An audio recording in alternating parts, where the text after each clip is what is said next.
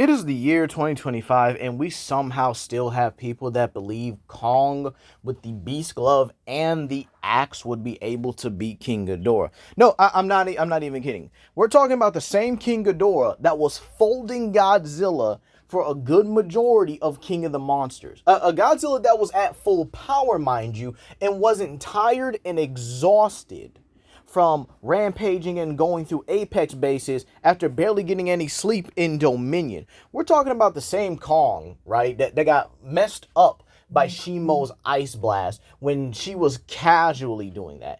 And the same Shimo that had to use her full power to actually hold and contain Ghidorah. And the funny part is, I don't know why people do this, where somehow Ghidorah just seems to get like downplayed throughout every Monsterverse movie when he's literally the, I guess you could say, staple point for how big bads are going to be. They're comparing everybody to him.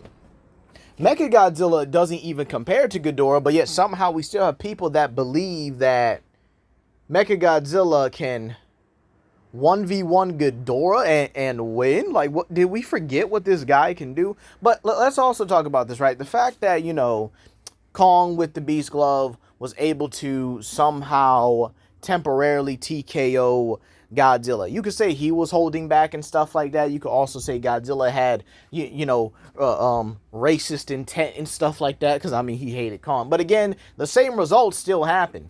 Like, Godzilla still grabbed that man, slammed him to the ground, and was about to use the atomic breath. Oh, but the Beast Glove would have been able to block it. I highly doubt that.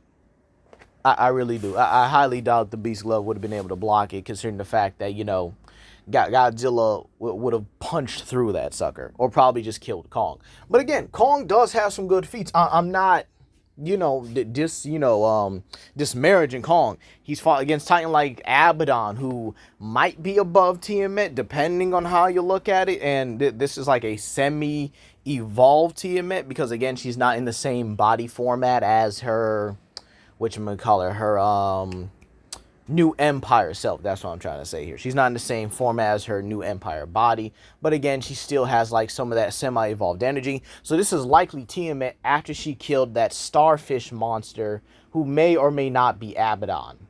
So whichever one it is. But again, to compare this to Ghidorah, whose feats and statements literally surpass that of like just about any monster in the Monsterverse, like Shimo was compared to him like multiple times. And again, when people say, oh, well, Shimo managed to freeze Ghidorah in the Arctic and stuff like that. Okay, here's the thing. One, we know she had help. And two, we know that was her full power too. So it's very likely Shimo created Antarctica in the process of freezing Ghidorah. And we also know Godzilla was there fighting against Ghidorah as well.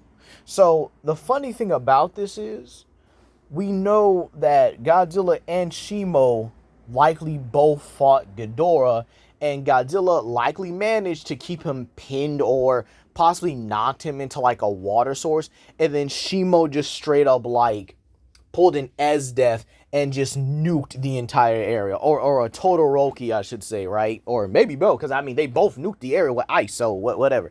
And the thing about it is, we know Ghidorah was capable of beating Godzilla in one-on-one encounters, even when Godzilla was in his critical mass mode and was literally going to explode, because he was overflowing with power.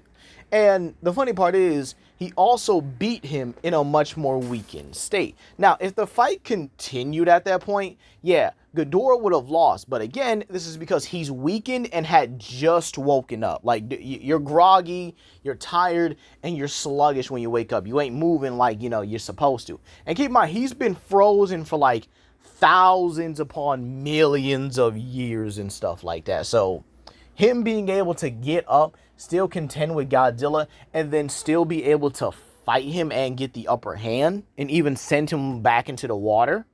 Yeah, I think that's a pretty fair estimate for Ghidorah being able to, beat Kong even in a weakened state. And again, I'm not disparaging Kong and Godzilla, versus Kong and stuff like that, yeah, we all know that Kong was still drugged up and, with so we were basically given some super drug that basically makes him tired the more he tries to exert himself. So you could likely say he was still recovering from that, and they probably did drug him again in order to transport him. And then he fought the Warbats and likely got poisoned when he was covered in the wings. So you could likely say he was poisoned and still drugged versus a tired Godzilla. So both of them were not in the best conditions in that one. Plus, again, Kong was like semi-unhealthy because of the poor conditions that were in Skull Island at the time. So he was just, not living his best life on there. But again, compare that to Ghidorah, who's fighting against full-powered Godzillas, amped Godzillas, and being compared to monsters that are fighting amped Godzillas as well. And keep in mind, the creature creator for, the Monsterverse that actually created Shimo, who he even stated was one of his favorite monsters, to be honest, also said that if Ghidorah and Shimo fought, keep in mind this is for likely base Ghidorah as well, would actually be pretty close. So that means it's a 50-50 either way, which I can understand. Shimo's ice-based abilities likely can slow down Ghidorah's healing process. But again, Ghidorah's gravity beams and likely his own biology could overcome a lot of Shimo's, own abilities here. Plus, again, Ghidorah can fly. He also has the ability to absorb excess amounts of electricity to the point where he's able to charge himself 100 stormfold or 100 times his own energy, to the point where he bit down on one power grid and got that much of an amplification, to the point where, yeah, Godzilla was cooked at that point. And keep in mind, even in the Boston fight itself, it stated that if Mothra never showed up, Ghidorah would have won. So basically, it took 2 alpha class titans in order to actually be able to win it. Now, again, you can definitely debate if Mothra's an alpha class. Queen Mothra definitely is, considering the fact that she was able to not only tank Shimo's blast. Funny how people also try to, disparage this as well. But again, she took Shimo's blast and then was able to just straight up shut her up with it.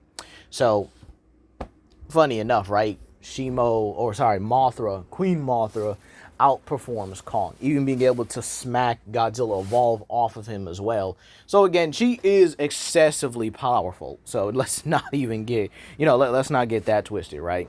And with that being said, Kong also has to deal with Ghidorah's storm. The one with Category 6 hurricanes, floods, and excess amount of lightning. Yeah, how's he beating that? How's he getting around that, to be honest? The same storm that mixed with his and simply just wiped out his whole island. The only reason why he survived was because, again, he was the strongest of that time, or at that time. Other than the likes of, Camazotz on there, and even then he needed help to beat him, when Camazotz would also be subservient to the likes of Ghidorah and Godzilla. So, with that being said here, this is not close at all. Ghidorah should not only violate Kong, he should eviscerate him. But that's going to be all today, you guys. Please comment down below, like and subscribe and share with your friends, and I'll see you guys for the next video. Peace.